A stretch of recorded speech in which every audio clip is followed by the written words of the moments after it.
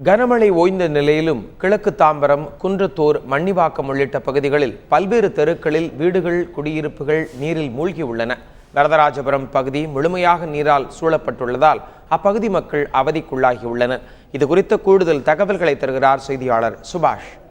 இயல்பு வாழ்க்கைக்கு திரும்புவதற்கு பல விஷயங்களை மாநகராட்சியும் அரசும் எடுத்து வந்தாலும் பல பகுதிகளில் நீரானது வடியவில்லை. குறிப்பாக மேற்கு தாம்பரம், கிழக்கு தாம்பரம் மற்றும் குன்றத்தூர் ஒன்றியம் ஆகிய பகுதியில் உள்ள பல பகுதிகள் இன்னமும் நீர் வடிந்தது போல் இல்லை.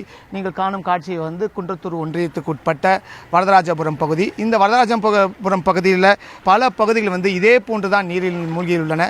குறிப்பாக இங்கு உள்ள அருகில் உள்ள படப்பை ஏரி, மன்னிவாக்கம் ஏரி உள்ளிட்ட பல்வேறு ஏரியிலிருந்து வெளியேறக்கூடிய நீரானது தொடர்ச்சியாக இப்பகுதி வழியாகவே செல்கிறது.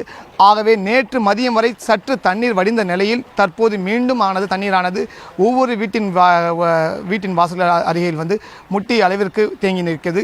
அது மட்டும் இல்லாமல் தங்களுடைய உடைமைகள், பொருட்கள் அனைவும் ஒவ்வொரு வீடுகளிலுமே கணக்கெடுத்து பார்த்தால் லட்சத்துக்கும் மேற்பட்ட பொருட்கள் சேதமாகி இருக்கும் என்றுதான் கூறப்படுகிறது. தொடர்ச்சியாக எந்த விதமான பாதிப்பை உள்ளாக்கி இருக்காங்கன்னு கேட்போம். இந்த பகுதி நேற்று வரைக்கும் கொஞ்சம் தண்ணி வடிஞ்ச மாதிரி சொன்னாங்க. இப்போ திரும்ப தண்ணி ஏறி இருக்கா? திருப்பம் ஏரியிலேருந்து தண்ணி, கலங்கல் தண்ணி வந்ததுனால தான் திருப்பம் தண்ணி ஏறி இருக்கு. இந்த ஏரியாவில் தண்ணி ஏறினதுனால வீட்டிலெல்லாம் தண்ணி பூந்தது. வீட்டிலெல்லாம் தண்ணி பூந்து எங்களுடைய பொருட்கள் அத்தனையும் சேதமாகிவிட்டது. எல்லாம் பொருட்கள், ஃப்ரிட்ஜு, வாஷிங் மிஷின், இது டைனிங் டேபிள், டிவி, எலக்ட்ரானிக் பொருள்ஸ் அத்தனையும் போயிடுச்சு. கட்லு எல்லாமே போயிடுச்சு. எங்களுது நாங்கள் அஷ்டலட்சுமி, வரதராஜபுரம் அஷ்டலட்சுமி நகர் 5வது தெருவில் இருக்கோம் சார். இந்த மாதிரி ரொம்ப என்னுடைய கழுத்து அளவுக்கு எங்கள் வீட்டு உள்ள தண்ணி, எங்களுடைய பொருள் எல்லாமே அனைத்தும் போயிடுச்சு. கார் வாங்கினோம், காரும் முழுங்கி போயிடுச்சு. எல்லாமே ஃப்ரிட்ஜு, வாஷிங் மிஷின் எல்லாமே போயிடுச்சு. எல்லாமே நஷ்டமாகி ரோட்டில் நைட்டு 12 மணிக்கும் 1 மணிக்கும் தண்ணி வருது சார்.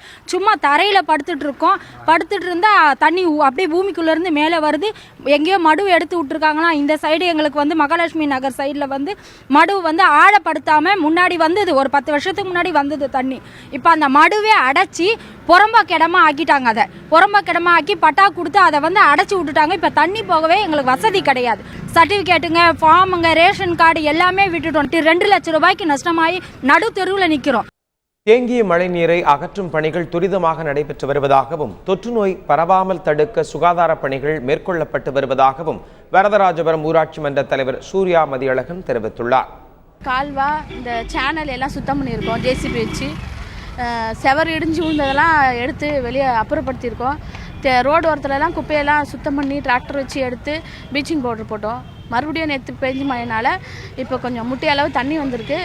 இப்போ எல்லாத்தையும் சேனல்லாம் க்ளீன் பண்ணுறோம். ஜேசிபிலாம் வந்திருக்கு. டிராக்டர் மூலிமா குப்பைகளை அகற்றி இங்கே ப்ளீச்சிங் பவுடர் போட ஆள்லாம் வச்சுருக்கோம். மக்கள் எல்லாம் வெளியேற்றிட்டோம். பாதுகாப்பான இடத்துல இருக்கிறாங்க.